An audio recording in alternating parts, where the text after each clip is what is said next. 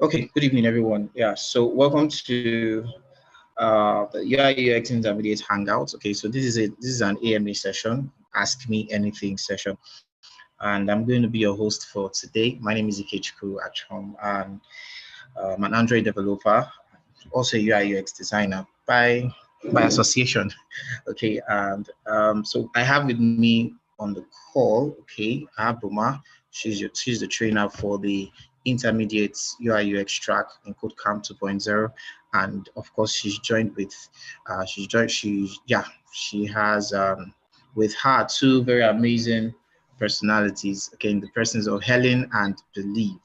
Okay, they are mentors for the UI UX track intermediate, to be precise, for KodeCamp 2.0. Okay, so today we're just going to have the AMA sessions today. Okay, so the AMA session is a session where you get to ask questions. Okay, and then the mentors, trainer, they get to give you solutions to whatever challenge you have. Okay, it could be related to a task, it could be related to your UI UX, your journey so far. It could be related to a challenge you're having in probably implementing something, okay, on your work.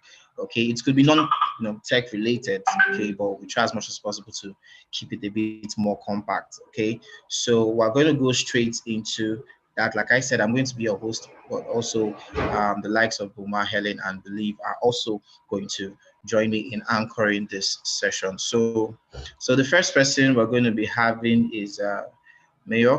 Okay, so Mayor, let's hear you. Okay, so what's your question?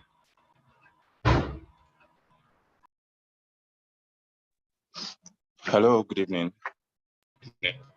Yes, I don't know if you can hear me. loud and clear. All right, thank you very much for this opportunity. So my question is not quite related to what we've been doing so far, but it's definitely related to UI UX. So I have two questions. My first question is, what exactly is interaction design, and how is it different from the regular UI UX we're familiar with and motion design? So the first question is, what exactly is interaction design? And the second question is, what exactly is Web 3.0? Because I've seen it everywhere, and I've actually done my research, but I still don't quite understand it. Is it something related to front end or back end user interface, or both of them? And how exactly does it concern us as designers? Is it something we need to be concerned about? Is it something we need to know about, or it just doesn't concern us at all? So those are my two questions. Thank you very much.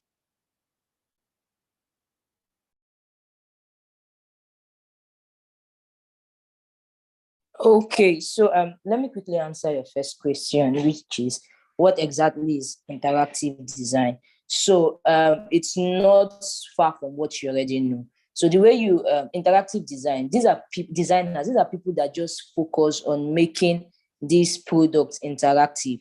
So when a user comes to your platform or comes to your design, the process of the user going in using motion. So you can use Figma, you can use Figmotion, you can use After Effects, like you said. You can also use what's it called? You can use this one that just prototype. Yeah, so all of those things. Now the thing is, as a UI UX designer, you're supposed to be all of them.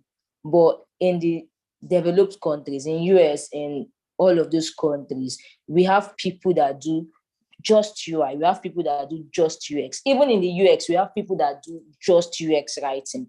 Now, it's not like you as a person now in Nigeria, you don't know it, you know it, but there's some people that just specialize on that particular part of design. So that's what it means. Then for Web3, so the what I know about Web3, I know that it's a platform that you have to that has to do with blockchain. Now, those kind of, I saw an example recently that said for Web3, for Web2, we have Google, all of those other ones. But for Web3, it includes token. So you have to make it more secured and the rest of them. So I'll hand over to my other mentors to actually give you another answer. So Web3 is mostly blockchain. Any other answer aside this? Okay, no, she has already said it on interactive design. She has already said the answer. On Web 3.0 is all about blockchain. That's all, just blockchain. Anything concerning blockchain, that is what 3.0 is. Where you have, for example, let's look at Binance app. Let's look like all these trading app. So all those things are now at 3.0, where you just do the design and understand the user experience. So that is what 3.0 actually meant. Any other question? Okay, so let me just say a few things about the 3.0. Okay, so I like to, let me start from one. Okay, what do we actually know about 1.0? Okay, we have, so for us to get to 3, we need to first of all understand where, at what point was it 1.0, and what were those features that made it 1.0. At what point did it even get to 2.0, and what were those features that made it 2.0? Okay, now though this may seem like it's a bit out of your knowledge, listen, but let me just say, so now in 1.0 we had the concept of HTML. Okay, we had the concept of HTML to build websites and the likes. Okay, now we have what we call URI, URL, just like you have now. Okay, that's just 1.0. Your normal web page that you actually make use of. The introduction of web browsers. There's what we call the Netscape navigator. Okay, that it was actually very, that's what actually ushered in the era of Web 1.0. So it was actually just the age of static web pages that you retrieve from servers. Okay, it was just static. There was no much interaction. It was just what, static. Now, but coming to 2.0, okay, there was now much more interactivity, social connectivity, okay, and user-generated content when it comes to 2.0. So 2.0 made it possible for user-generated content to be viewed by millions of people around the world virtually and in an instant. Okay, in an instant. So the concept of, like I said, interactivity, social connectivity, and of course user generated. Now you have a content that can be accessed by everybody around the globe, so it's not like there's a lot of restrictions to it.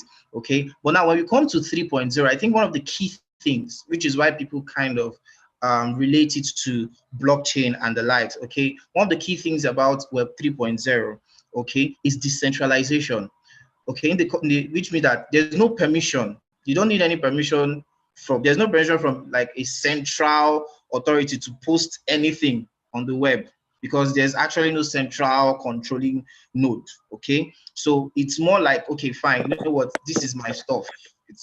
There's the concept of security, something much more secure, but at the same time there's no one person, okay, that's actually what controlling it.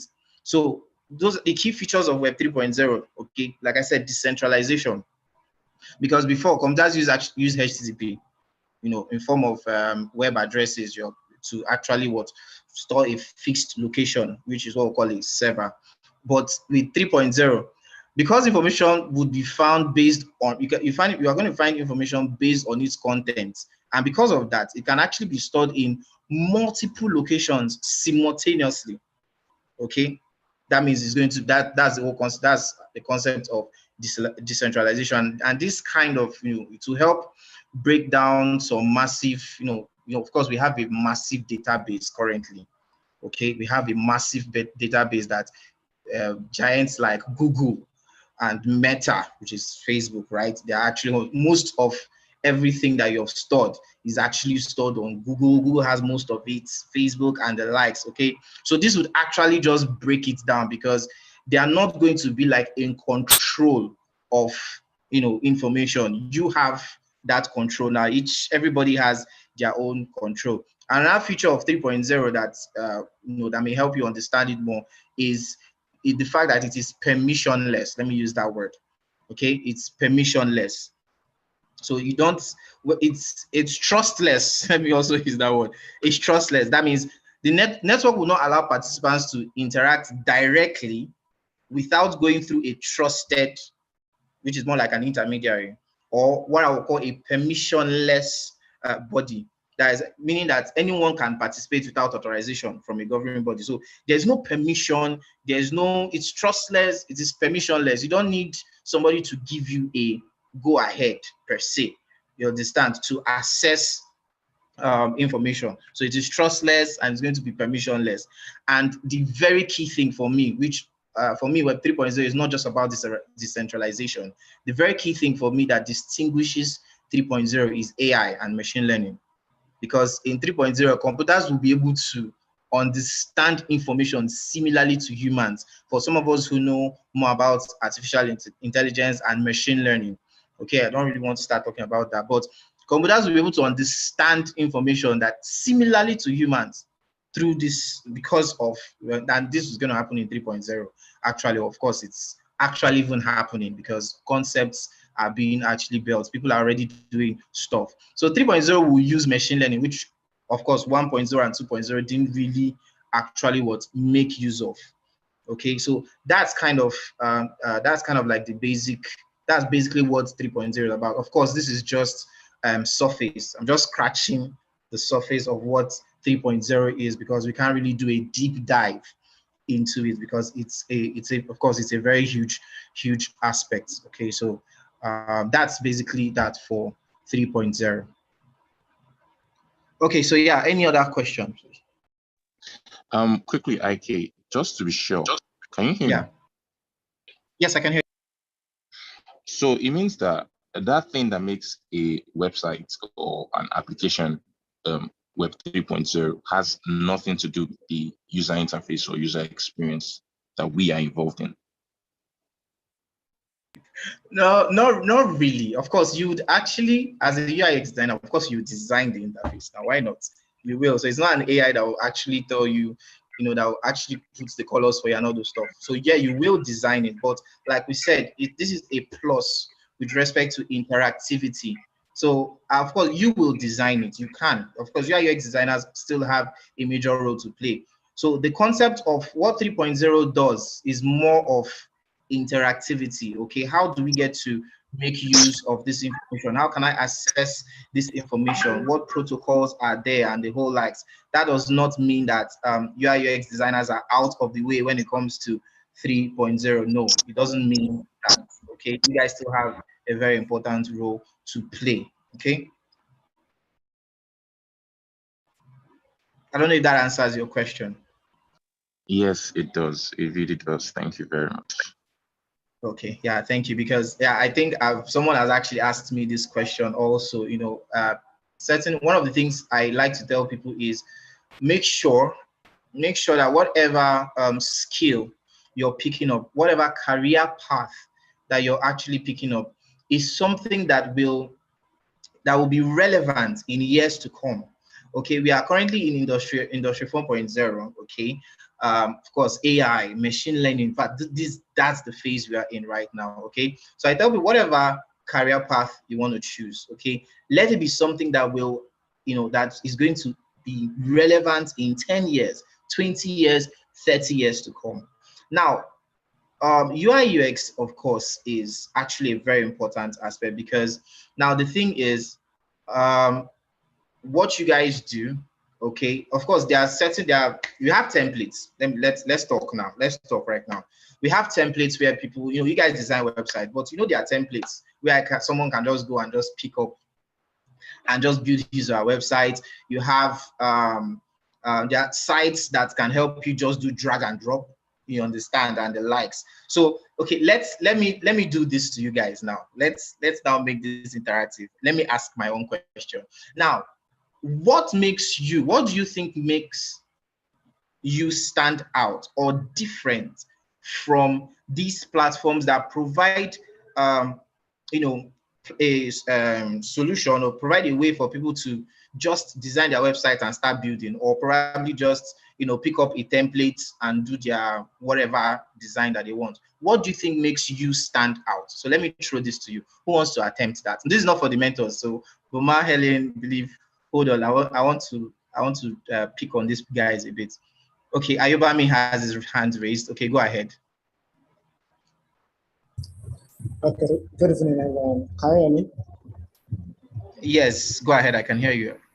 Okay, I think the major thing that stands out for the user experience. Now, everybody can just click and drop the website, but what about the users? Because you can't just be the website, not consider your users. And you having a bad website can lead you to lose a lot of profit, a lot of customers from your site or from your business. So definitely you need a proper UI UX designer that will come up with a design, research, just to make sure that your business is forward. But if you're going the route of you just dragging and dropping, definitely you'll be losing a lot. The amount you're trying to save from hiring a proper UI UX designer, you will even spend more by the time you lose money. Okay. Okay. So I think the Okay. user experience. User experience. Okay. Yeah. You said something very key. User experience. I'm not, of course, I'm a UI UX enthusiast. Okay. Now, but I want to criticize you guys now. Okay. I want to attack what you've just said, and I like to do stuff like this because in the process of we having a little bit of a back and forth, a lot of things can be revealed. Now, this is what I want to say. What if when you talk about user experience, I think one of the things is, okay, as a user, I want to be able to use your product and feel good. Okay, let me just summarize it as that. I want to be able to use your product and feel good about it. Okay, so feel good in the sense that I'm able to achieve my goals. Okay, so what if I decide I don't want to be a UI UX designer? I don't want to. I'll just do my research. Find out, guys, this is your goal, right? As a user, you want this. As a user, you want that, right? Then I still go and do my drag and drop to make sure that it still fits with, the research that I have actually done. Okay, the research based on the research that I've done. Why can't I still just go and do my drag and drop? Okay, why do I still have to go on Figma to, start building, doing those lines and stuff, using grids and all those stuff like that, prototyping and all those stuff? Why should I go through that when I can still do my user research? Okay, I can probably even, of course, I have knowledge of information architecture. I can actually just use that, pick up this, and then just do my drag and drop, so I don't actually have to go on Figma. So why can't I do that?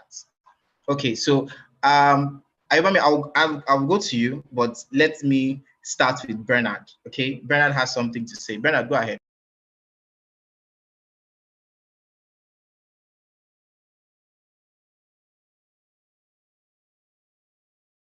All right. My question, hello. Yes, hello. All right. I have a question. I hope this is the time to ask question.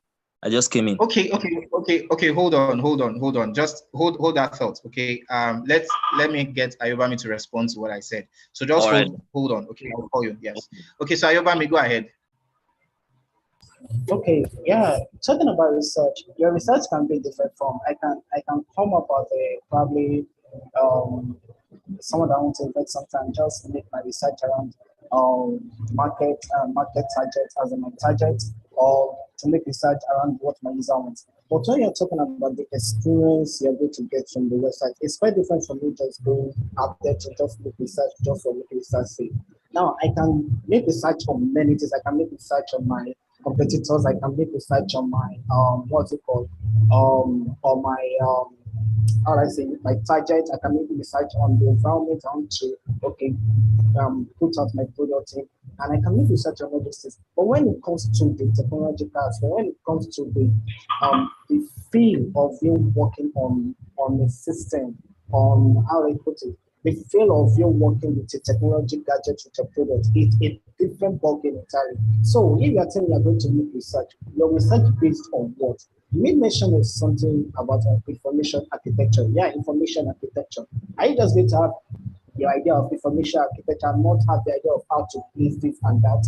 That's what UI UX solve for you. You can't just come online, okay, but probably for my hero session, everybody knows that, okay, I'm making research and I just know that I'm just going to put this. But do you have the understanding that there have to be an action motive for your user to what click on? Because your landing page is not just a landing page. How many people know that your landing page is not just a landing page, is for you to sell what you want to do? So these are the core knowledge. Research can be diversified. You can have a lot of research you can do, but that will never place the space of the UI UX designer, because the UI UX designer now comes with how your user interacts with the technology. That's just the major thing. That's just so it can never be replaced. Everybody can drag and drop. In fact, everybody is a designer. So what makes one designer different from another designer is just his ability. You can have the information architecture and your product is still not usable. And that is absolute. Imagine me having everything and I don't have the right button to take my user to where they're going to buy or sell. You know, it's just a different ballgame. Everybody can make their research, but the experience, the knowledge you are making their research on really matters. So that's what I'm. Okay, that's a nice argument. So before I call on Bernard to ask his question, so do we all agree with Ayobami? So is that, you know, does that really solidify you guys' position as UI UX designer and how it is not probably, you know, being going to be challenged in future? Do we all agree? If you want to say something, please just raise your hand. But let me read out what Faith Okon is saying on the chat. Says the major advantage, I think, is sorting the bottlenecks in design process or design stage before going live with the product. While the drag and drop, all bottlenecks and challenges are discovered when the product or website is launched. Well, that's actually a very good point. That's in a way, that's actually a good point. In a way, I must not go. I must not go live to actually do drag to test. And I can test my drag and drop before going live. Well, that's a good point though. And Dappy says drag and drop templates are universal designs. UX designers build with equity focused design. That's interesting. Equity focused design. Okay. That sounds like something I should look into. And I kind of want to read out for some of us who don't know what an equity focused design is. Okay, I'm going to just read out what it is to you. Okay, so we have the universal design, we have inclusive, and we have equity focused. Okay, so the universal design is just creating one product for users with the widest range of abilities, okay, and in the widest range of situations. Then we have inclusive. It kind of means you're making design choices that take into account personal identifiers like probably ability, language, age, gender, race, and the likes. Okay, but equity focused, kind of asks designers to focus on designing for groups that have been, let's say, for groups that have been probably ignored, okay, or underrepresented, or missing. But it kind of, targets a particular, aspect of persons. So that's a very good one. That's a very good one, Dappy. That's a very good one. Okay, so let's have Bernard. Okay, Bernard, you can ask your question now. Okay. All right, good evening, everybody.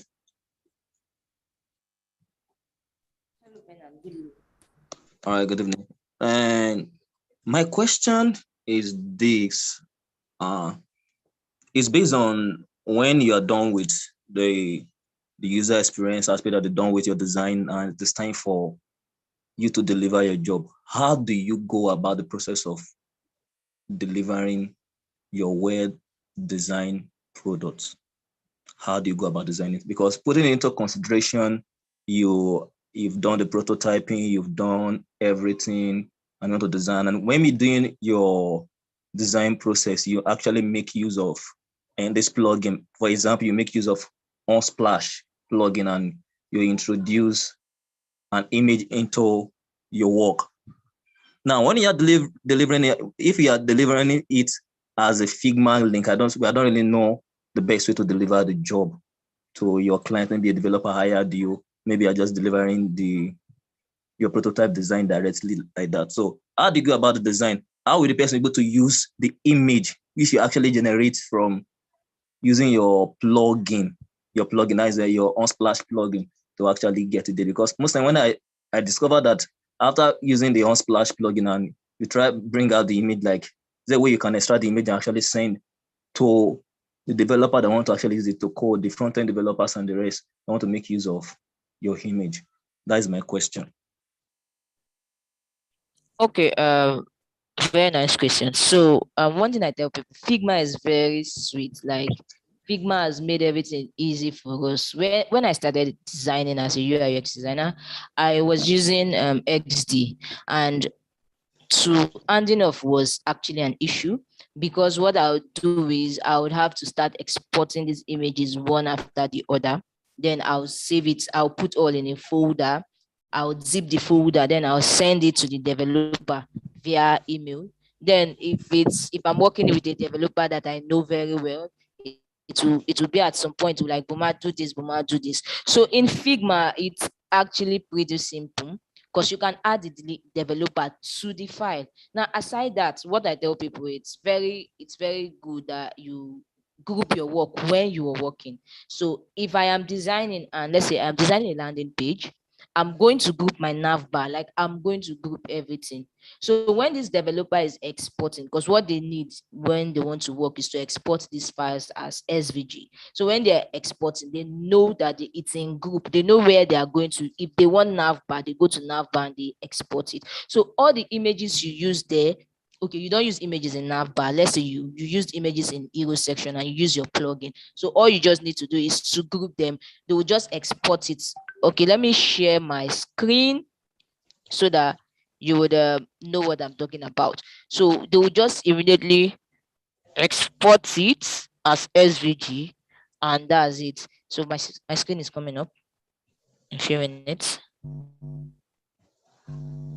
Aside that, all you just need to do is ensure that you group your work very well so that they can export it by themselves, or you can also help them by exporting it as SVG, each of the sections, because you know the sections. For Euro section, you group them, export each of the elements as SVG, put it, zip them, and send it to the developer. That's if the developer is someone that is not conversant with Figma. But if he's very conversant with Figma, he'll just get to do export by himself and use the images.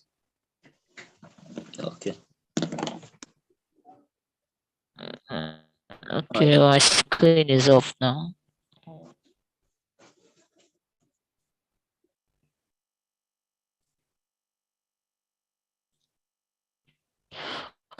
Okay, so this is my screen. So most times, if I actually want to be very compassionate, I want to actually do more than I should do, what I'll do is I come to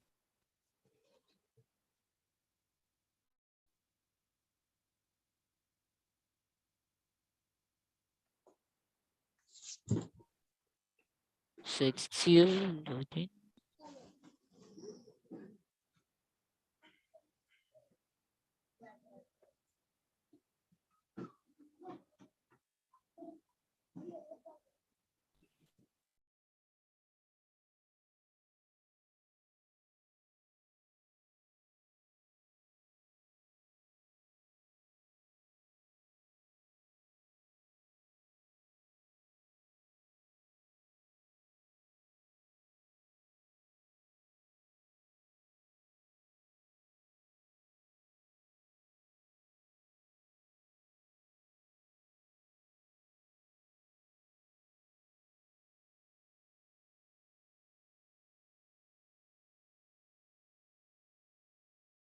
So let's say I want to export this for my developer. So you see this way that you named it is actually not the right way to name it. So let's say I want to do this. This is a student's work. So what I'm going to do is I'll just come to each of the elements. So this is how you do it. I'll just come to each of the elements, and this is image. So the developer might not know what it is. So your naming is actually very important. So I can just say onboarding one image. Then I'll group all of this. I'll group the text together. So I'll just group them one after the other. Come to this place here, you have export, and you can just export it. What they need is the SVG and not the PNG. So you just export it as NVG. So now export this. So while looking at it and why they are trying to work with it, they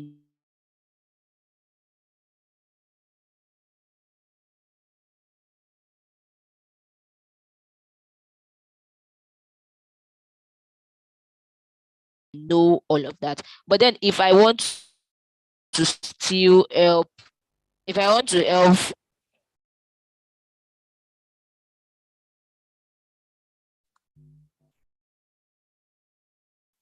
hello, can anyone hear me? Yes, we can hear you. So if I still want to help the developer, like I still want to go as far as helping him to know exactly what he should do, what I come is I come to this property part and I'll decide to copy it here, copy each of these codes, and I'll put it as a doc, a Google Docs, and I'll tell him this is for this screen, this particular screen, this is where it's supposed to be. These are the interactions you have. So this part will actually help your developer to know or what to do. You can see that the width, the height, everything is stated here. So I can just be copying them one after the other, put it, but this is longer. So what I do is I just hand it over. I just add the developer to the file and explain. I'll teach him how to use this part, because imagine exporting for all of these one after the other. It will take a lot of time. So I'll just explain how it's supposed to use it. I'll tell him, okay, come to inspect in case you really don't know the kind of code you write, then give it this. I'll come here, I'll change all. So once I'm done explaining to the person, that's it. But one thing you should do very well, ensure that you name this stuff very well. Naming is very important when you want to hand off. Name it very well, group it very well, group it according to the family so that it will not be very hard. So if it's navbar you're doing, you're from the home, all of those, you group all together, you name it navbar. So if it's exporting the navbar, you export it as one element and not as individual elements. So that would also help to fasten the job for him. So Ellen, Believe, anything to add to it? Including the what's it called? Including the font name, will you be able to have access to all that?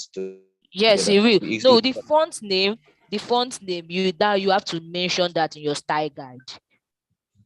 Okay. Yeah, you have to mention it in your style guide. All right then. Then I know that there are some apps that these developers they use to actually get the font and every other thing. Because when I was starting off new, so I got one small gig that I was working on. So as newbie, sometimes you would use, what's it called? You would use 14 pixel to do like your heading. Then you have to go further.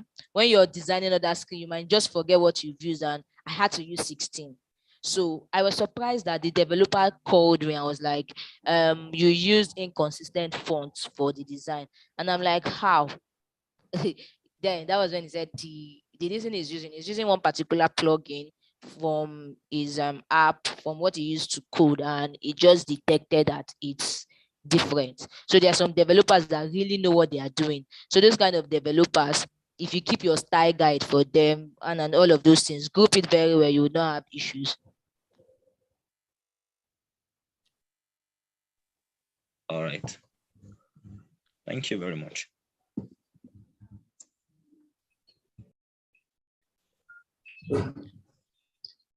Okay, Nancy, over to you. Good evening. Yeah, good evening. Okay, thank you. So I wanted to ask. So working for a stand-up, say you get maybe an offer from a startup rather that is not yet funded, and then he doesn't want to pay. Maybe he doesn't have like bulk of money to pay you at once, and then he now offers to pay maybe 50K per month, and then promises to increase 80K after 5 months.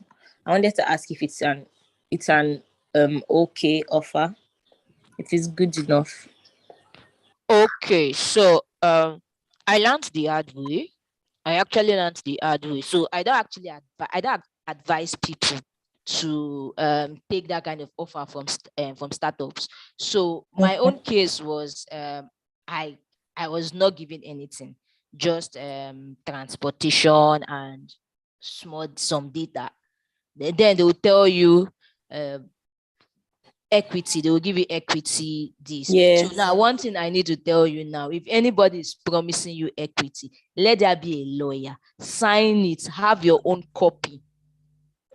Have your own copy so that tomorrow nobody will come and give you. I was in a startup and they bought a percentage of the app we built, but I wasn't around. How they signed my signature is something I still don't understand, because there was no documents to sign. How they signed it and was able to convince the investor that was me and I wasn't around. I was on a course, and like the Sha gave the instructor so many talks and the investor actually gave him. So I did not even get to hear about it until one person from the team was like one day. But then I can't sue. I can't do anything because there's no proper document written there that you have a certain percentage. It's just word of mouth. Everybody will tell you have this, when we go. So if you want to do something like that, ensure that there's a lawyer to actually to make sure that it is signed and documented. But if it's not, it is better that you take the money. Now, one thing you need to know is, as a UI UX designer, yes, when you build this thing, if that idea is actually a good one, there's every possibility that it will grow. Now, you want to just say, for instance, someone that designed Flutterwave initially, if the person is not still there, Flutterwave is making very big money. So collect a money that you know that when you see them in future and they are doing good, you will not regret. Yes. So if you see any idea that's feasible, you know that this is going to work. So don't be greedy. Tell them you need a certain percentage. That's actually securing your future. But if they are willing to pay you one off, they should pay you, fine, do the job and move on. Then in that case, you know that once you're done and you have to have a document. So I also learned the hard way. When I collect any job, I give them a document. So in the document, it's including the deliverables and all of that. Now you are only entitled to changing it twice. Twice. So if I give it to you the first time, any mistake you don't detect and you do it again the second time, any other correction I am making on that document, you are paying extra for it. Don't allow any person waste your time. You use your time coming to class, doing assignment and all of that. That's your time and it's precious. Time is money. So don't allow any person waste your time in the name of I gave you a job, so you must complete it. So that's why it's good to give them this document and the rest of them. Once they accept to agree with it, go with it, and that's it. Okay. Thank you very much. You're so welcome. you prefer you'd advise that someone either sticks with the one-off payments or equity? Yes, or equity. Okay. And also to add to that, please, you need to really understand what you are into. What Boma just said, just really understand what you're into. Your design is very precious. Your time is very precious, as she said. You need to understand what you're going to do. If it's 50,000 naira are going to pay you, are you good with that? If you're not good with that, you go for the other one. If not, understand every document, every detail you're going to sign. Be aware of it. Don't be taken unaware for anything. Okay. Thank you very much. Yeah, you're welcome. I can see a message on the chat saying, what is the reasonable salary for your level? So one thing I don't do is talking about level. I'm a beginner. Even in, okay, so before I used to put 2 years plus as a graphic designer, and my boss told me remove it. So that's how I removed it. I don't put my years years of experience. So what I do is, if depending on the country, I also learned the hard way. Okay, so I applied for a job in one country, like I applied for a job, and when they asked me how much I would like to be paid, and I quickly wrote 500,000 naira. That's what I wrote there. Now that's in the US. In the US, an average UI UX designer earns $4K or so. Yes, 4 to 6K. So putting that 500,000, which is not even up to $1,000, made them not to, they just made them assume that I wasn't up to the tax. So what you should do is look at the region that you are applying for this job. If it's in the US, type, Google is very good. It will give you the average amount that can be earned in so country. They'll give you the amount. Then what you do is you send. If they give you $6,000, you can include 5,000 to 6,000, 4,000 to 6,000. But I also learned another thing recently. If someone is asking you, how much will you earn? So this is a reply. I applied for a job recently, and this is the reply I gave to the person. So quickly, when it got to that salary part, how much will you like to earn? So I immediately thought of it that I should use my sense to reply this before they would think like the first time that I don't know what I am doing. They sent me a mail on it, so I'm coming. Let me quickly look for the mail. Okay, yeah, that's the mail.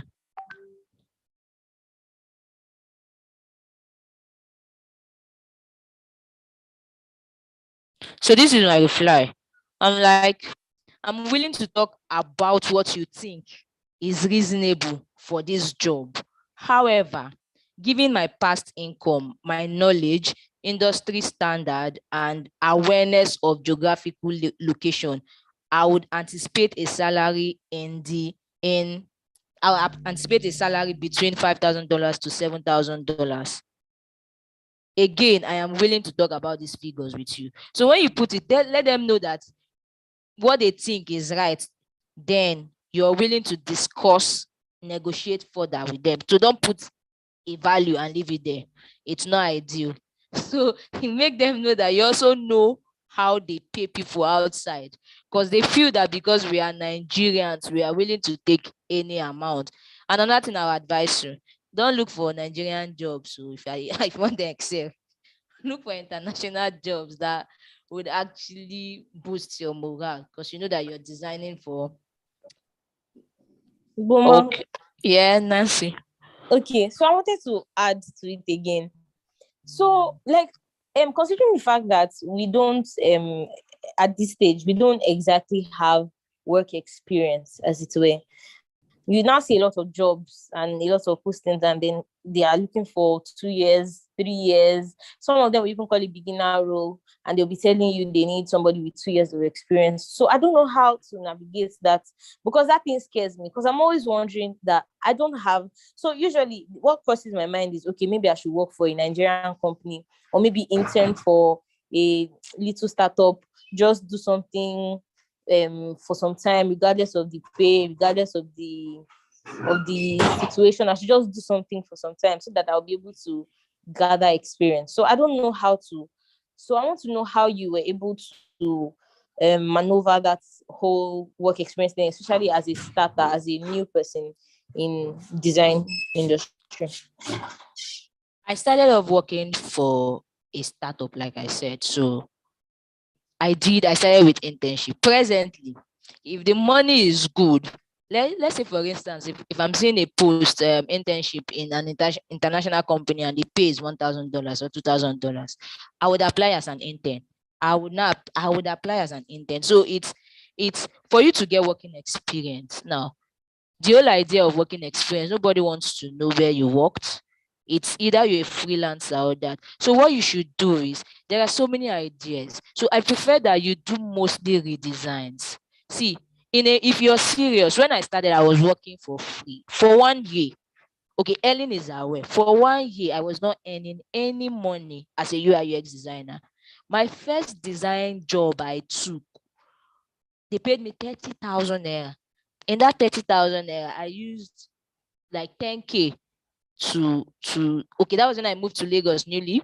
I used 10K to do, what's it called, there was no light where I was. So I would go to an hotel to sit down at their bar and I'll pay 2K per hour.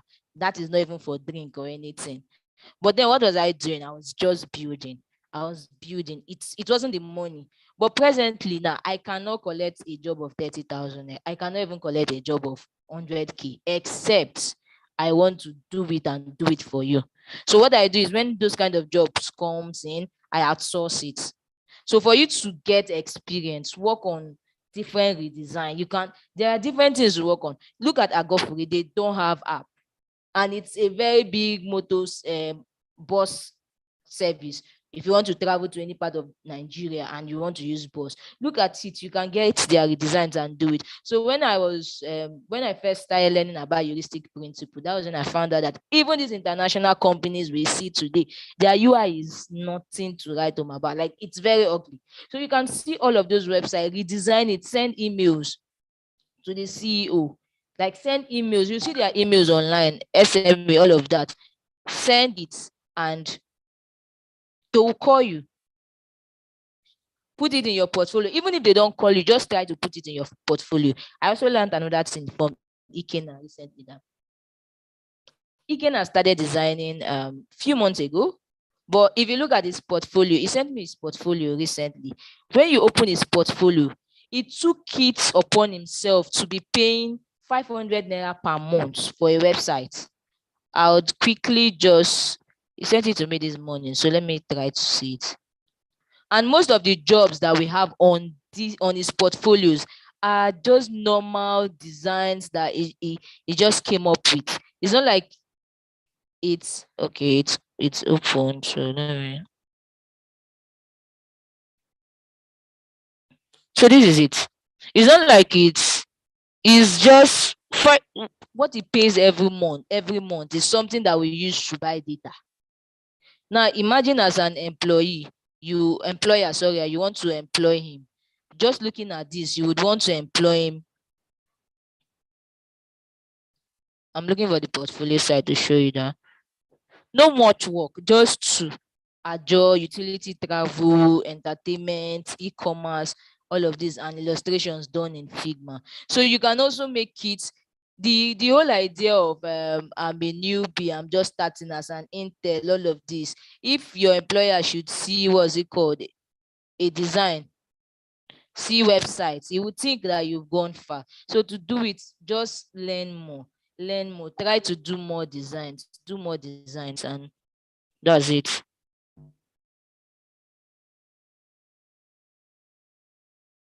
Thank you very much. Okay, your question. Ask your questions.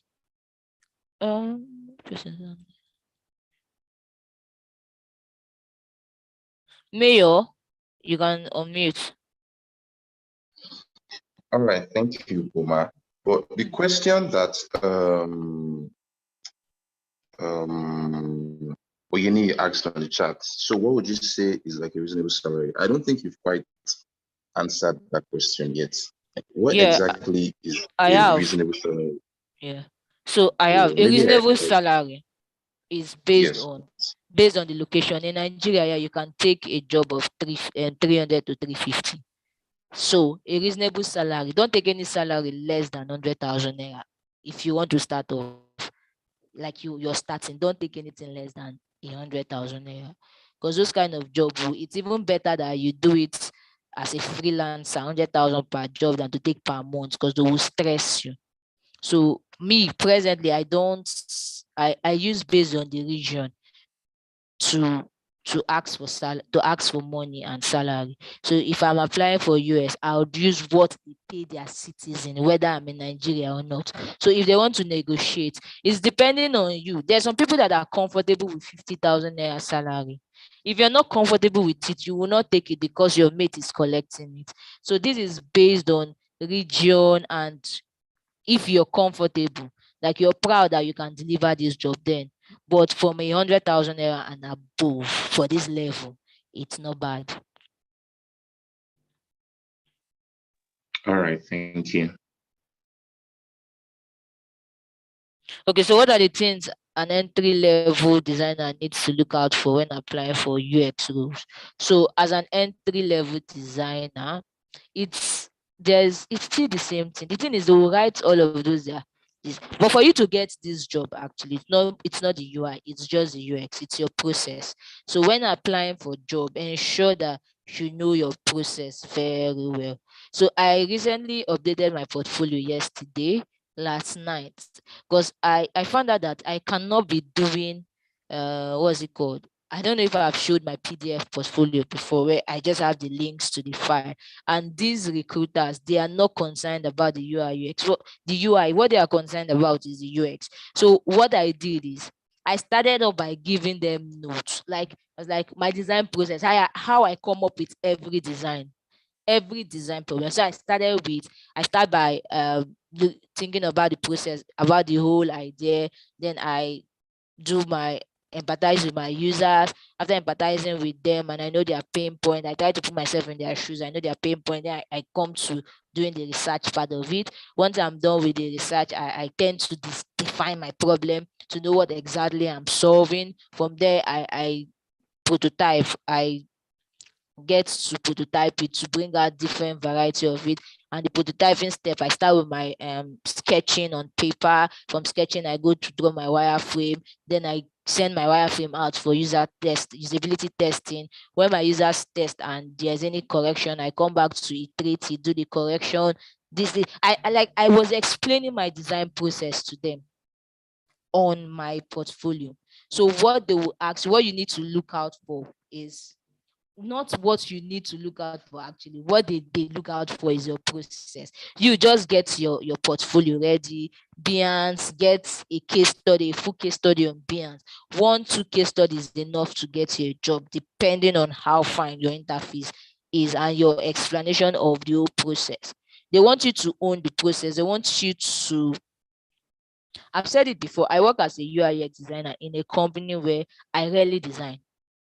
If I design, let's say it's 2 times this month, if I've touched Figma for them, it's just once, and that's like designing a card. Because my boss doesn't want to know the design. It's not about the design. He just wants to know how you ensure that this thing is usable, how you ensure that your users will want to buy into the idea and the rest of them. It's more of the business part, what you can do better, what you're bringing to the table that will boost their the number of users coming into it. So just know the process. Know the process, not just knowing the process.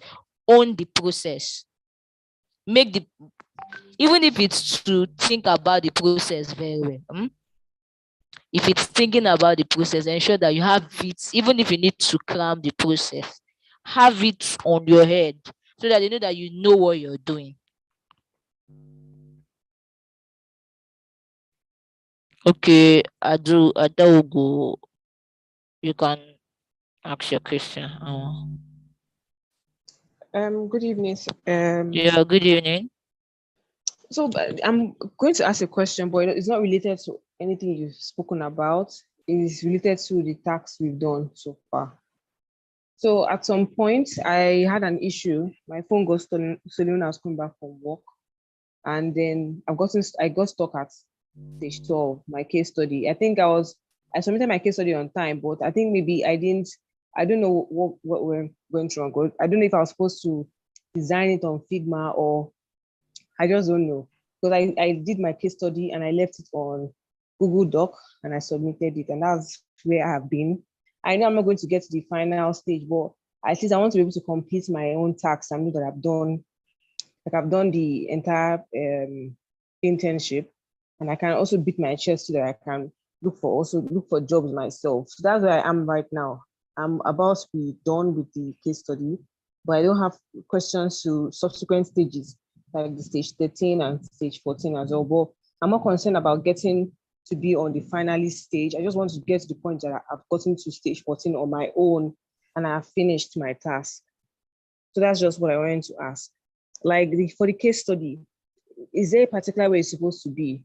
Like, let's just say that, okay, Google Doc is a no-no. Are you supposed to design it on Figma, or are you supposed to put it on PowerPoint and save it, export it as a PDF, and then you can save it on your Binance or your Dribble? That's just my question.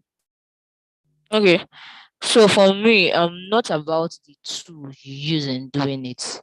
So I've never used Dribble. I've never used Behance to come up with a case study. That doesn't mean Behance is not good. So my own case study is on Canva. I use Canva to design my case study. Doesn't mean every other person should use it. So if Google Docs is what you're using for your case study, it's fine. Just ensure that you design it in the way that it's presentable. So people use Figma. There are templates on Figma where you can just pick up the template and change the, what was it called? Templates already designed for case study. So all you just need to do is to put yours and the rest of them. Some people use Behance to come up with it straight up. Some people use Canva. Some people use Photoshop to design all of those things. So it's what you're comfortable using. That's what matters, not the tool you're using. As far as your case study will explain, will still pass the same message you're trying to pass. Okay. Sorry, on the Figma, you said there's a template. Is it more like a plugin, or there's a template on on the workspace? On the workspace, if you open Figma workspace, where you have frames, where you have different, you have presentation for and stuff. presentation and the rest, you'll see Dribble, you see all of that. So you can use those ones to design. And oh, I didn't see that. I only saw like the normal frames that were there. The only thing I saw that where my own stuff was social media and presentations, and then letter format and stuff. But I didn't see case study. then there's also custom size, which you can use for your own. Or if you go to Figma community, you see case studies template that are free, that people have already done there for you to use. So it's all about, it's your case study. You're just looking for the presentation, how to present it. That's it. Okay, thank you very much. Okay, sorry, for someone like me that is left behind, how can I get the remaining questions to the tasks that we're given so that I can complete it on my own? The questions are on the group, the intermediate group, so you can scroll downwards, see them. I think my Slack, I think usually just deletes messages and there's no backup on it. I couldn't find them. Okay, hello, can you hear me, please? Yes, I can. I can hear you, Billy. Okay, first of all, what was the feedback given to your design, please? You said you didn't understand. Yes, you said you didn't understand my user flow, and then you said you didn't understand what I did. So I had to redo my user flow. And then I also sent you the link. Yes, I sent you the link to I'm doing it on PowerPoint now, my Google PowerPoint or Google Slides. That's where my work is presently. Okay. You know very well that you can move to another stage without finishing a particular stage, you know. And secondly, most of the links and the question for each tax or each promotional tax is given on the next stage. Do you get it? So it's when you're getting to the next stage, you're going to get the promotional tax for that stage. So that's how it works. So first of all, I will advise you to finish up with what you're doing right now. You communicate with me on with Slack, right? And I also told you that you should finish up with your tax. When you're done with your tax, just let me know. I'll look into it and then make corrections where needed and promote you to the next stage. And probably we can talk about the probably the task given to that particular stage. You get my point. So for now, I think just finish up with your this thing and then get back to me. I'll make that work for you. Yes, thank you very much, Billy. I'm grateful. Okay, so one more thing I need to say here before any other question should come up. So all your designs from day one in this intermediate track. So what you should do at this point is to ensure that they are all up to standard, up to date. So for all, if you notice the tax that was given so far in all of this design, all of these intermediate track, it's showing you different things that you can do. So even if you design just a screen, you know that there's a way you present a screen that will look very well. So I am of the opinion that if it's not complete, complete it. Put it on your dribble, put it on your anything you're using as your portfolio. Put that, it's your work. You should be proud of it. It's your work. Now you know where color is bad, work on the color, even if it means changing the color just to put it. By the time you're done with this intermediate level, you should have a good portfolio that will have at least 5 designs, 5 to 10 designs, if I'm not mistaken, including personal projects that you come up with, including the ideas that now another thing, if you I know that most persons have ideas. Like you have idea and the idea is something, even if you still don't know how the idea is, we have product managers in KodeCamp. You can ask, you can just have a chat with the a product manager to know how this is going to look. Let the person tell you about the market fit of this particular product. Even if it's just I've seen situations where people use just their prototype to get funding. So let's leave the funding part there. But if you want to use, if you think of your idea and you start building how your idea will look like, before the end of it, you will get a complete design, a complete app with 50 to 60 screens. And truth is, okay, when I was in school, my mom would always tell me that put your answer, if you're to answer any question, start with the ones you know. That even if I don't know from 20 to 30, that should ensure that I know from number 1 to 20 if it's objective. So by the time you start marking, good, you get to 20, you might not want to read down. So put your best designs on your cover page. Like, let it be the first thing your recruiter should see. Someone that wants to offer you opportunity, let it be by the time he is done looking at that 20 to 30 screen or 50 screens that you've designed, that is up to standard, that is fine. There's no color blocking, the color is not disturbing each other, the alignment is on point. By the time he is done with it, the next thing he should be thinking about is to invite you for interview and not to look at another design. So that's why most persons don't get job. It's not like they don't have fine designs, but look at where their fine designs are. The last part, you look for a solution, a problem that the solution is, put it in front, put it first. So when they are done with it, they'll invite you for interview. Because I know that you'll be wondering why most times you apply and you don't get to the interview stage. It's because they have techniques, they have ways that they come up with before they can contact you for interview. But if you don't meet up to that standard, let's say they open your design and they are seeing green and red as your color, if you are the recruiter, will you go further to look at other designs? You just assume that others have the same. So ensure that your first page is catchy. Your first design is enough to give you a job. Your one design is enough to give you a job, but depending on how you present it.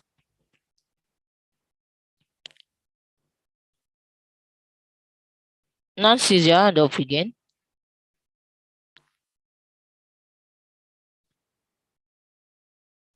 No. Okay. I have not dropped it since that time. Sorry. Okay, so please ask your question.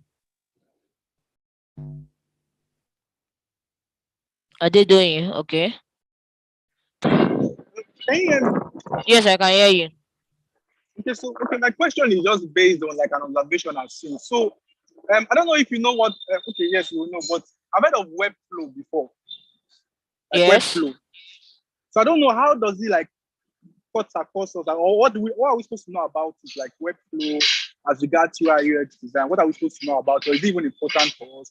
Because I think I've been seeing how that people say that they're supposed to transition from Figma to something like that. I've seen it somewhere, so I don't know. I don't even know what the application is, but I'm just asking, what is it about? Are we supposed to know it, or can we just focus on Figma alone and be all right?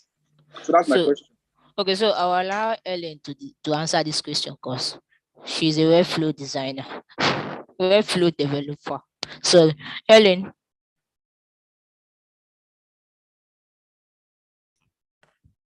Okay, all right. You asked a question if Webflow is actually important, right?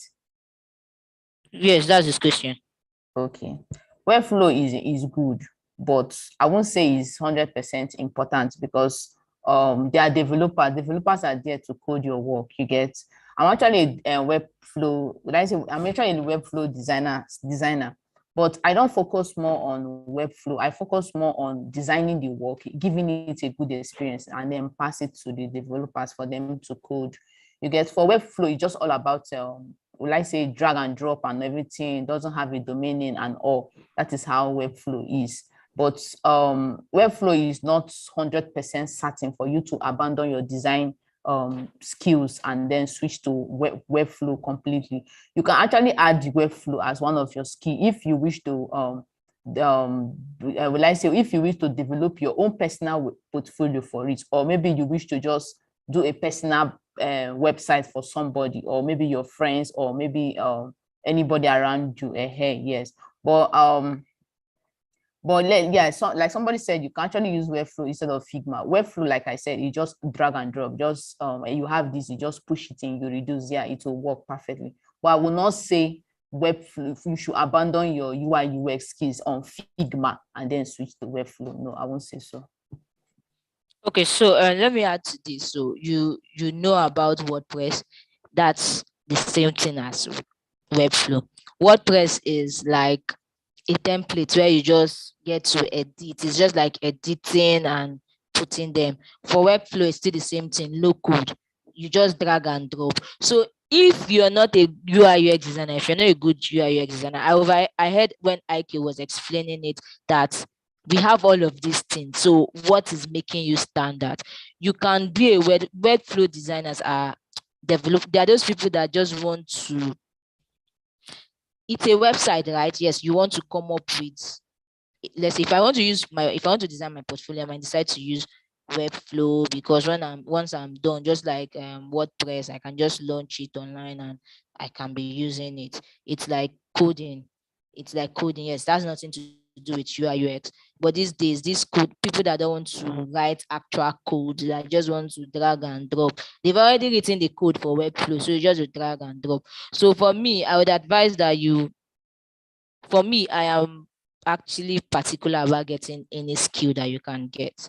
So aside being a UI UX designer, I can handle camera, I can edit pictures, I can edit videos, I can do graphic designs. Like I can do simple graphic designs. The flyer for this particular event, I did the designs. I am a programs manager. I'm also going to do product management. So it's, you do, just be relevant. Do as much as you can if you have the time. Although they initially they say jack of all trades, but I don't believe in that particular talk. You can have 3-4 different skills. We are in Nigeria and the world is evolving. I recently heard that people that are cleaners in other countries, they don't have job again. People that serve in restaurants, because we have robots and all of those things going to serve. So the thing is, Ike mentioned something is, if the world is, will your skills still be relevant for any new technology that is coming? If you have opportunity to learn it. If you have opportunity to learn it. So that's it.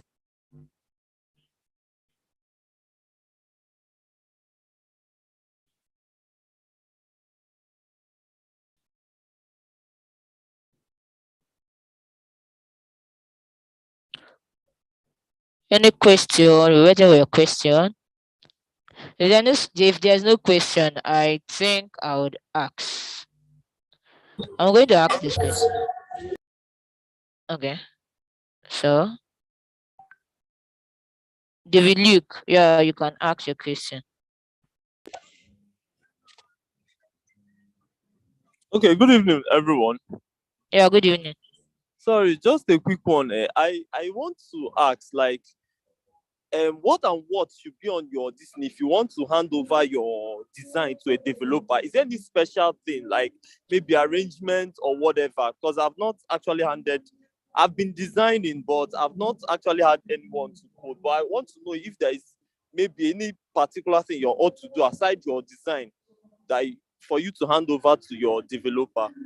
I don't know if you get. So the special thing you need to do is to make the developer, is not to stress the developer by grouping your work and renaming it accordingly. So that's all you just need to do. Then if the developer is this lazy type that doesn't want to export by himself, so all you do is just to export this asset as SVG, then group it. So what I do, I can also put it in a folder.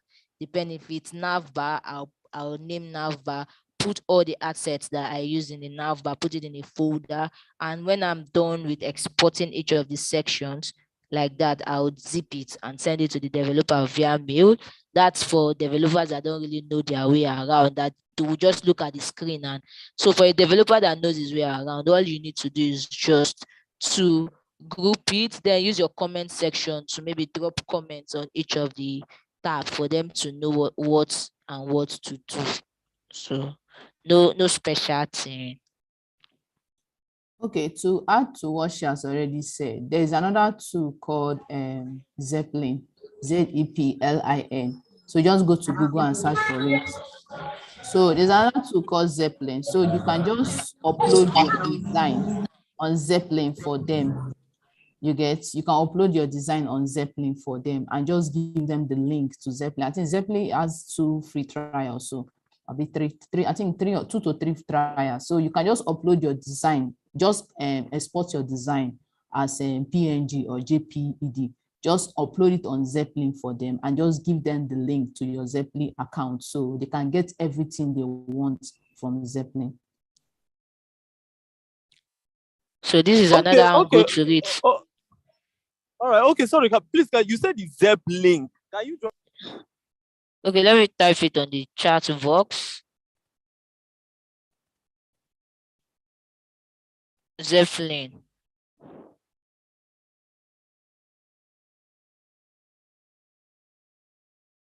So have you seen it?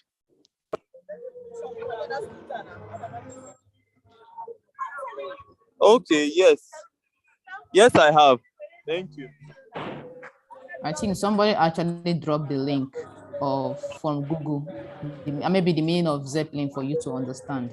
It's another to add to what Boma has already said. Okay, so thank you. I've seen. Okay, so someone is asking that I should talk about my interview process. So my first 3 jobs as a UI UX designer, it's with the Morgan's Consulting. So it's an international company that has a branch in Lagos. So when I sent my portfolio in, the next thing, the HR was like, okay, you would have to meet with the MD. So I think the first question I was asked is, why are you passionate? What are you truly passionate about being a UI UX designer? That was the first question I was asked. And I'm like, in my mind, if I'm not passionate, will I come and apply for this job? But no, that's not the answer I actually gave to them. So what I told them is, as a UI UX designer, I'm actually passionate about building usable products. I told them that it gives me joy. One of my favorite aspects is getting to build usable product, getting to solve users' problem. Then I went as far as, I can convince someone. I went as far as telling them that when I was growing up, I wanted to become a medical doctor. That do they know the main reason why I wanted to become a medical doctor? They said no. I was asking my interviewer a question. And I was like, the main reason I wanted to become a medical doctor is to solve problems, like to solve humans' problem. That I've seen how the medical system is and the rest of them. But then I could not, because of some things that happened, which I'm not going to go into details. But I am still living my passion, which is solving problem, which is solving users' problem with interacting with product. So after giving them that answer, I was like, it gives me joy when I spend time trying to help users to ensure that this platform works better. So the next question they had to ask me is, have you actually made any mistake that costs you a user? I said yes. So you don't need to tell them no. That cost an issue that I've forgotten how they put it, but that cost you a customer. And what did you learn from it? So I went as far as telling them that when I started off as an intern, I was frightened to ask users questions. Like I was frightened to carry out research. So I just assumed that users will not want to fill my surveys and the rest of them. So I did not carry out, mostly did not carry out research. But one day I had a talk with my boss, and my boss had to tell me to do it. So, but now I am more, I told them that, but now I am more about users' problem. I ask them questions to know their pain point. I'm no longer as naive as I was before. Now, before every process, I'll need to ensure that I ask where the user is having problem and how I'll be able to solve it. So that's another question to ask. Then one very important question, which IK has already asked it: why should I hire you? So why should I hire you? What will you bring to the team if I hire you? So this is the point where you actually need to sell yourself very well. So I told them, well, I actually possess all the skills they are looking for on the application they sent out, and I am convinced that I am the best candidate because of my experience. So I had to tell them about building a product because of my experience and the rest of them. Then I told them that I'm also a learner. I'm a lifelong learner, that I'm willing to learn. I'm willing to adapt to change. I'm not static. Like my job as a UI UX designer does not appreciate being static, that we are flexible. So I'm very flexible. I am a fast learner. I'm a team player. I am all of this. So another question they would ask you, these days, that's the number one question, is tell me, walk me through your design process. Have you solved any issue? So yes, because I have worked in a team and the rest of them, I've worked on a real life project that was actually on Play Store before I applied for that job. I told them my process. Now the design process, we all know the design thinking process, which is empathize, define, prototype, test, and the rest of them. So you walk them through. So you don't need to tell them verbatim. You don't need to read it. You can just tell them how you start your design processes by first talking to your users. A user, you have to use qualitative or quantitative means of research to conduct your research. Once you're done with the research, you actually know the pain point of the users. You now go as far as defining your problem. Defining the problem in the sense that you now know the problem, you now come up with your problem statement and the rest of them. Then you go to draw your the information architecture. You Then as a product designer, you can also talk about the competitive advantage, where you had to look at competitors, what they are doing good and what they are not doing, and you had to come in from this angle because you saw that they are not doing this. Then you come up with user story. If you're working in a real team where you have product managers and the rest of them, you work based on user story. You design based on user story. So you have to come up with your user story, user persona. Now the difference between persona and story is that persona, you need to the name and the rest. User story is simple. As a user of your app, I want to be able to use my email and my password to log in. So that's, you just know that for your login screen, you know that it's email and password you're using. Another user, as a user, I want to do this. So you come up with all of those things. You tell them that you come up with all of those things. Then once you're done with your user story, you go as far as doing your user flow. From your user flow, you now come to your sketching. So most people don't sketch with paper again. You can draw any of the wireframe, low, mid, and on Figma or Figjam. On Figma, yes. Then you, after that, you send your work for testing, usability testing, using all of those platforms. We have so many platforms which I cannot remember most of them. Maze, yeah, I know Maze is among. So you test, you give it to real-time users to test, then they give you your feedback, you iterate on the design, then the next thing you do is you now work on the high fidelity prototype, then you prototype it, and term, you give it out for launching. Now the thing is, whether you've come up with a real life project that is on Google Doc, that is on Play Store or Apple Store, or that is live, it doesn't matter. But this is what we've been teaching you. You all know the design process. Do not go for any interview with that, even if they did not ask you. Look for a way to put it in. So look for a way to put it in. Let them know that you know exactly what you are doing as a UI UX designer. So once you are done, the next thing you need to do is to pray to God that you get the job.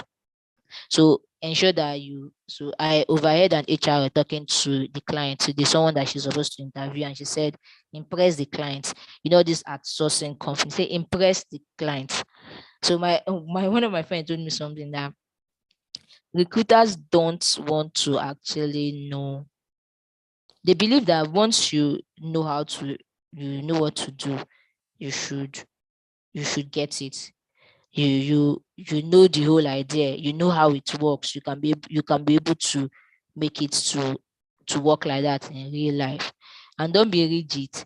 Don't never be rigid. If you're working somewhere and they tell you should change your pattern, do not argue with them. But I've learned over time that for everything I do, I have a reason for it, a very solid reason that will make me not to have issue with my client or anything. I was talking to Ellen recently. So there's someone referred me to. The person that I first did job for, I said I took 30,000 naira, that I spent almost 10,000 naira. So when I was in Lagos, the guy was like, he was begging me that I should come back to Port Harcourt to work for him. That he worked with me, and if that man should tell me, Boma, I want this like this, change this, I'll just tell him okay. When I tell him okay, I'll come back and tell him, I say, you are UX designer. This is why I feel this is not going to work. This. When I'm done with all this analysis, you'll be like, yeah, that's true. And that's the end of it. But if you leave them and when they tell you change, you change it, they just feel like you don't know what you're doing. You don't need to argue with them, and that's it. So another thing you need to do is so Google just brought out interview questions, how to prepare for interviews. I'll look for that link and send. So all you need to do is they'll be asking you questions. You have UI UX software developers, you just choose they'll be asking you questions and you need to respond just where you are. It's like you're doing live interview, then they will score you to tell you how you passed. So another way you can do it is to go online, check all of these questions, write them down, practice. So one thing most people don't do is practice when they have interview. They just feel like it's normal interview and they would get to talk, and that's the end of it. Practice. Look for someone to practice with. Let the person ask you questions so that you can know if you're comfortable or not. You know the questions that are giving you tough time and all of that. Then you actually do it.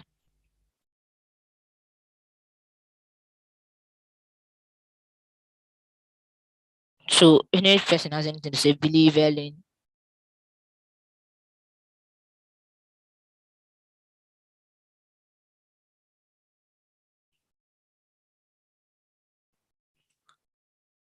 Okay, any question? Ask your question.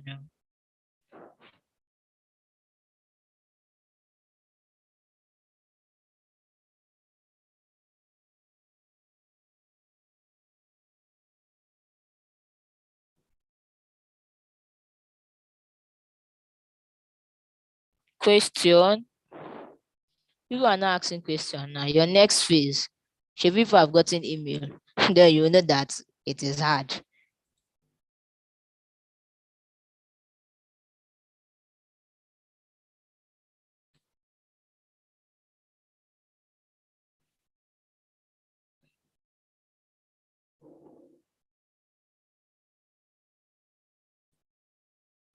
Okay, you're on mute. Shaki Omomi. Okay. Good evening, Boma. Yeah, good evening. My question, I have two questions. The first one is about the next stage. What does it entail? Are we going to be working with developers, like building a product and trying to designing and building a product? I want to know what are we to expect in the next stage. Then my next question is about building a portfolio. there are lots of platforms out there, and I'm finding it really, really confusing. Presently, I'm using Behance, but like, is there an advice you can give, a platform that you have used and you can advise us to use? That's my next question. Thank you. Okay, so about platform, I've said it before that I don't use any platform actually. I used to have Dribble accounts, but I cannot remember the last time I sent somebody my Dribble link. So let me quickly show you what I use. So this is me. My portfolio is a PDF file that was designed on Canva. So if you want to see my CV, you click here and it takes you there. Object.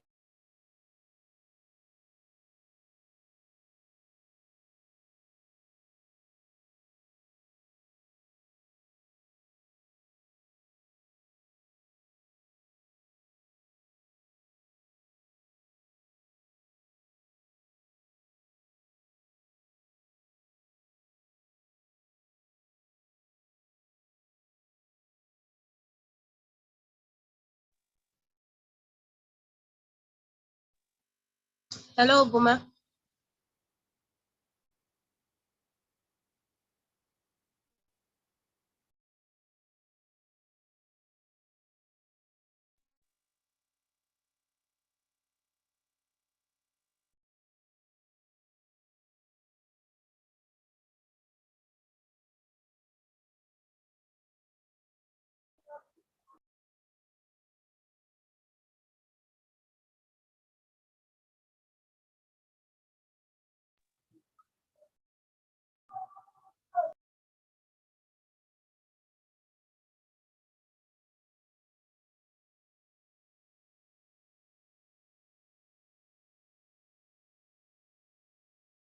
Okay, so can you hear me? Yes, we can. Yes, we can Okay. hear you. Then going down to all of these, all of these, all of these, all of these. So this is my own portfolio, but I'm working towards moving it to the digital platform. They're making a website because I just find out that it will not cost me anything, 500 naira per month, and whether 2K per year to hold after getting the domain name, 2K per year. It's not going to cost me anything. So I'm going to move all of this to the website. So depending on what you feel, mine is all about presentation, passing the information. If a PDF can pass the information for you, fine.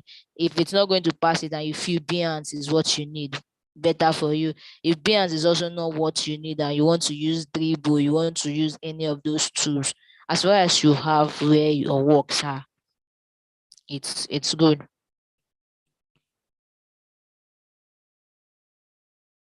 So because I don't want to be putting what's it called, case study on all of this, I just had to list out my design process here because the design process will not change. The only thing that will change is the research, the set of users. Your design process will never change. It's just the users that will change, your target audience and the rest of them. So instead of doing it one after the other, I decided to leave it like this.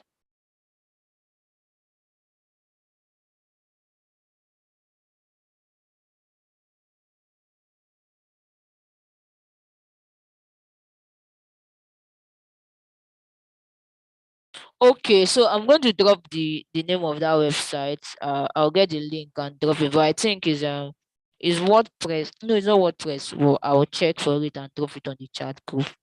So I have someone that's willing to do that for me, build it for me once I'm ready. So I just want to do one.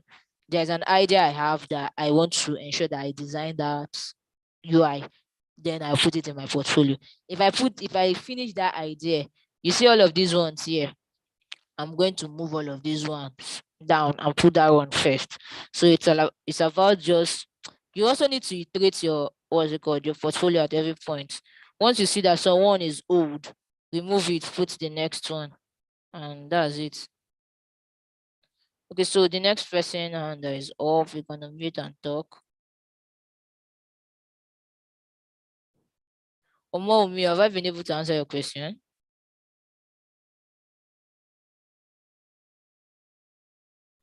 Hello. Yes, you have answered the second question. The first question about what the phase 2 is what really entails the internship. Okay, so you get details. So after this Nike will address you and you get details for that. But just know that it's another phase of working. You see, when they say you have tax, submit your tax. This is you have more tax, more things to do. So you would, in the process of it, you learn team.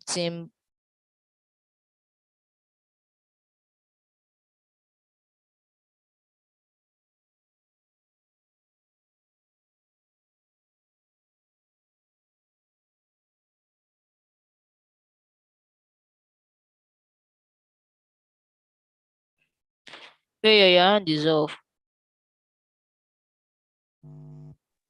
Yes, I have a question. Okay. So, what exactly distinguishes a junior level designer from an intermediate level and from a senior level designer? And since we're currently doing intermediate UI UX, does it mean after this internship and training, we are automatically intermediate level designers and can go ahead and update our LinkedIn profiles and likes? Okay, so let me use industry way to explain it. So for a junior UI UX designer, it's believed that you have between 0 to 2 years experience. Yeah. So for intermediate is 2 to 5, senior like that. So it's just like ranking in an organization. But the truth is there's nothing different about them. There are some junior level designers that if you see their work, it's far better than the senior level UI UX designer. It's just the way they put ranking, just like it's in an organization now. Where I work presently, they have what they call SMEs, they have they have the biggest part of the organization like that. They have hierarchy. So you should be able to work a number of years or a number of months with them before you can move to all of this. So that's the idea of a setting. But then for me, I see no difference because I know designers that have been in the field before me. I know someone that has been designing for 5 years that presently I earn more than the person or we earn the same. So I started my own journey in 2020 October. Okay, I started fully in 2021 and this is 2022. But the result is different. So for me, I don't actually believe in it's just the number of years that they used to differentiate it in the working environment. So yes, once you're done with this training, if you're done with this training, you can put that you are what's it called, an intermediate UI UX designer. You can also skip all of those things and apply for senior roles. These days they don't really care about this some of them the certification and all of those things. They just care about people that can do the job. So that's it. Someone is asking how much is my current salary. Anyways, I'm not going to call it, but just know that I earn in 5 figures. And my goal for the next quarter is to change it to 6. So when it happens that time, I feel that if we're still doing KodeCamp, I will tell you that it has changed.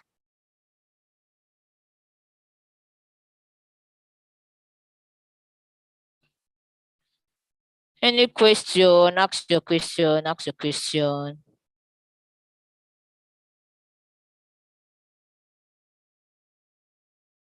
So Tonya has not said anything in this class. So Tonya, are you here? Yes, I'm here. My background is noisy, and I don't really have any question. Okay. So it's like you give us vote of thanks when we are done. Okay. All right, no problem. So any other question?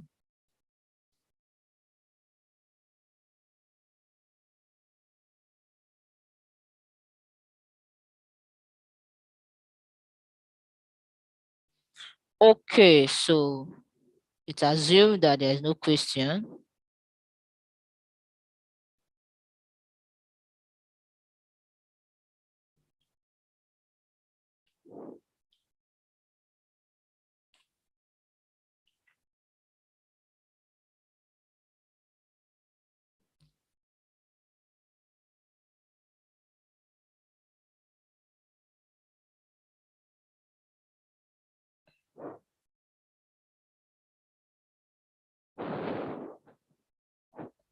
Okay, so there's no question. So Tanya, you can give us the vote of thanks. We want you to do that.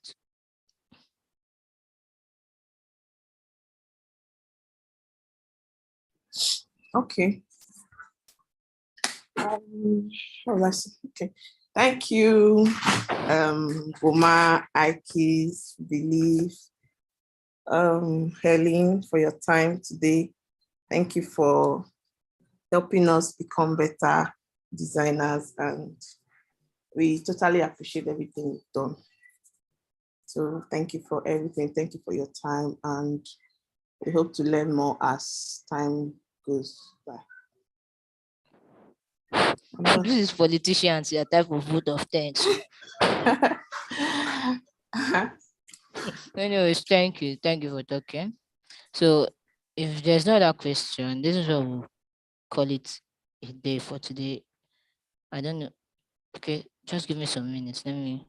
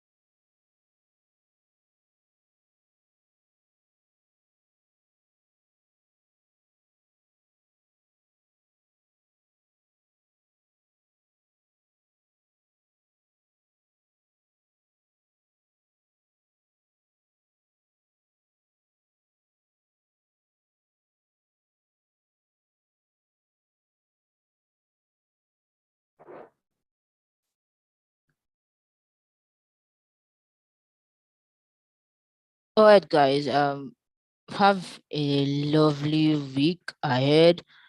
Any other information will be passed on Slack about the internship and the rest of them. So do have a nice evening. See you next when we meet. Bye bye.